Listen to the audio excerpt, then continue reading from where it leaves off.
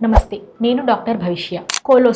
Colostrum అన్నది cow అంటే ఆవు బర్త్ ఇచ్చినప్పుడు, ఆవు డెలివరీ అయినప్పుడు వచ్చే ఫస్ట్ పాలు ఉంటాయి, ముర్రు పాలు అంటారు.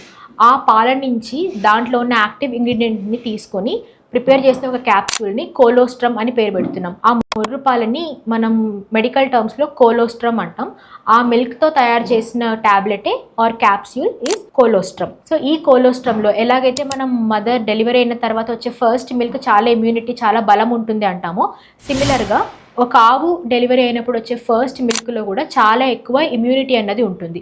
సో ఆ ఇమ్యూనిటీని రిక్వైర్డ్ కేసెస్లో మనం పేషెంట్స్కి అందించడానికి కోలోస్ట్రమ్ అన్న ఒక ట్యాబ్లెట్ని తయారు చేసాం. సో కోలోస్ట్రమ్ ఎలాంటి కండిషన్స్లో పనిచేస్తుంది అంటే, లో ఇమ్యూనిటీ కండిషన్స్లో ఇమ్యూనిటీ పెంచడానికి, అంటే రికరెంట్గా ఇన్ఫెక్షన్స్ వచ్చేవాళ్ళు, లేకపోతే ఏజ్ పెరిగే కొద్దీ ఇమ్యూనిటీ తగ్గిపోయేవాళ్ళు, ఆర్ చిన్నపిల్లల్లో ఇమ్యూనిటీ తక్కువగా ఉన్నవాళ్ళు, ఇలాంటి కండిషన్స్లో మనం కోలోస్ట్రమ్ని ప్రిస్క్రైబ్ చేయొచ్చు. Also colostrum for cancer support, cancer పేషెంట్స్కి post cancer treatment, chemotherapy, radiation therapy అయిపోయిన తర్వాత రికవరీ ఫేజ్లో మనం కోలోస్ట్రమ్ని ప్రిస్క్రైబ్ చేయొచ్చు. దీంతో పాటు రెస్పిరేటరీ ఇష్యూస్ ఎక్కువగా ఉన్న వాళ్ళకి, ఫ్రీక్వెంట్గా కోల్డ్, కాఫ్, తలనొప్పి, థ్రోట్ ఇన్ఫెక్షన్స్, ఇట్లాంటి కండిషన్స్లో మనం కోలోస్ట్రమ్ ప్రిస్క్రైబ్ చేస్తాం.